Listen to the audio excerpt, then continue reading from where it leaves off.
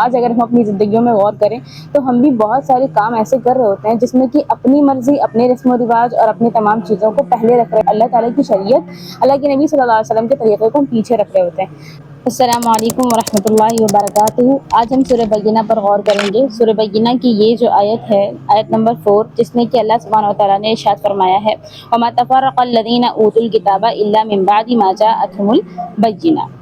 کہ ان کے درمیان کوئی بھی تفرقہ نہیں ہوگا مگر یہ کہ الذین اوتوا الکتاب، جن کو کتاب دی گئی ہے، ان کے درمیان کوئی تفرقہ یعنی کہ کوئی اختلاف بازی نہیں ہوگی، کچھ کسی بات کو لے کر کوئی اختلاف نہیں ہوگا، الا من بعد ما جاءتهم البینہ، مگر یہ کہ اس کے بعد جب ان کے پاس حقیقت آ جائے گی، کھلی ہوئی نشانی آ جائے گی، اس کے بعد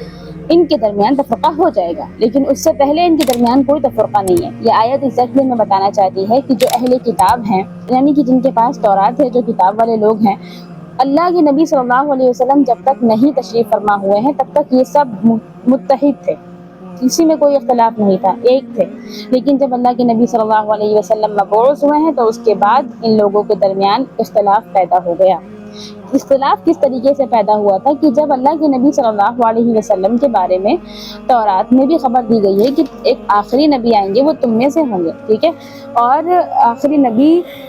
جب آئیں گے تو دین اور زیادہ مضبوطی سے قائم ہوگا، ظاہر سی بات ہے۔ لہٰذا یہ مشرکین مکہ کے ساتھ لڑتے تھے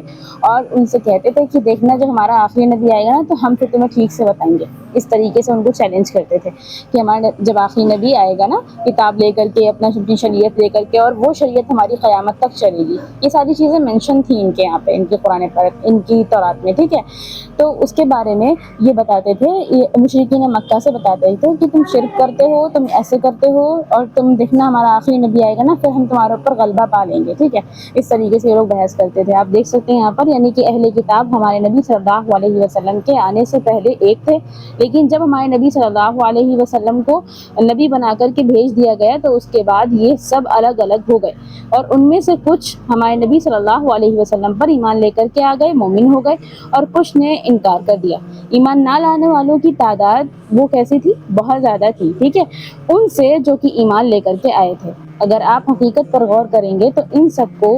وضاحت سے ان کی کتابوں میں بتا دیا گیا تھا کہ نبی صلی اللہ علیہ وسلم آخری نبی ہیں، آنے والے ہیں، لہٰذا ان کے انکار کرنے کی کوئی بھی وجہ موجود نہیں تھی۔ لیکن ان لوگوں نے آپ صلی اللہ علیہ وسلم کی تکذیب کی اور جھٹلایا، ٹھیک ہے، تکذیب کی، جھٹلایا، یعنی تکذیب مطلب ہوتا ہے جھٹلانا، صرف اس لیے کہ ہمارے نبی صلی اللہ علیہ وسلم بنی اسرائیل میں سے نہ آ کر کے بنی اسماعیل میں سے آئے تھے، بنی اسرائیل میں سے نہیں آئے تھے، یعنی کہ ان کی خاندان میں سے، ان کے نسب میں سے نہیں آئے تھے، بنی اسماعیل میں سے آئے تھے، یعنی کہ ان کے خاندان میں سے نہیں آئے تھے، دوسرے خاندان بنی اسماعیل میں سے آئے تھے، تو اس میں سے بھیج دیے گئے تھے۔ خاندان چینج ہو گیا تھا، تو خاندان چینج ہو جانے کی وجہ سے ان لوگوں نے سرکشی کی اور حق سے منہ پھیر لیا۔ حالانکہ پتہ تھا، بالکل پورا یقین تھا کہ آخری نبی ہیں، پورا یقین تھا کہ اللہ کے وہی نبی ہیں جن کا ذکر تورات میں کیا گیا ہے، لیکن اس پورے یقین کے باوجود بھی انہوں نے صرف خاندانی چیز کو سب سے پہلے رکھا، یعنی کہ دنیا کو سب سے پہلے رکھا، عصب اور نسب کو سب سے پہلے رکھا، اور اپنی ان روایتوں کو سب سے پہلے رکھا کہ آخری نبی میرے میں سے آنا چاہیے تھا، میرے میں سے کیوں نہیں آیا، اپنی چیز کو اول رکھا۔ تو انہوں نے اللہ کے حکم کو پس پشت کر دیا اور اپنی جو ان کی مرضی تھی اس کو سب سے آگے رکھا۔ اور آج اگر ہم اپنی زندگیوں میں غور کریں تو ہم بھی بہت سارے کام ایسے کر رہے ہوتے ہیں جس میں کہ اپنی مرضی، اپنے رسم و رواج اور اپنی تمام چیزوں کو پہلے رکھ رہے ہوتے ہیں اللہ کے نبی صلی اللہ علیہ وسلم کی شریعت اور اللہ تعالیٰ کی شریعت، اللہ کے نبی صلی اللہ علیہ وسلم کے طریقے کو ہم پیچھے رکھ رہے ہوتے ہیں۔ تو بہت ممکن ہے کہ ہمارا بھی شمار جو ہے وہ انہی میں سے نعوذ باللہ ہو جائے۔ اس لیے اپنی زندگی پر غور کرنا اور معاشرے میں اس چیز کو پھیلانا بہت ضروری ہے تاکہ لوگ اس سے نصیحت حاصل کریں۔ تو اس لیے جب اللہ کے نبی صلی اللہ علیہ وسلم ان کے پاس آئے تو اسی طریقے سے یہ لوگ الگ ہو گئے تھے، کچھ لوگ اللہ کے نبی صلی اللہ علیہ وسلم پر ایمان لے آئے تھے اور کچھ لوگ اختلاف کرتے ہوئے الگ ہو گئے تھے، اپنے خاندانی اکڑ کو برقرار رکھتے ہوئے، اور انہوں نے اللہ تعالیٰ اور اس کے رسول کے احکام سے نافرمانی کی،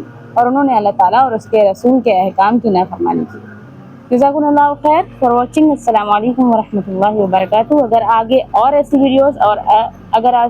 اگر آگے اور ایسی انفارمیٹیو ویڈیوز جو قرآن پاک سے ریلیٹڈ ہوں اگر آپ نے دیکھنی ہے، سننی ہے، شارٹ سی ویڈیوز، تو آپ اس کے لیے چینل کو سبسکرائب کریں اور اس ویڈیو کو، اس معلومات کو زیادہ سے زیادہ لوگوں تک شیئر کر دیں۔ جزاکم اللہ خیر فار واچنگ۔ السلام علیکم ورحمۃ اللہ وبرکاتہ۔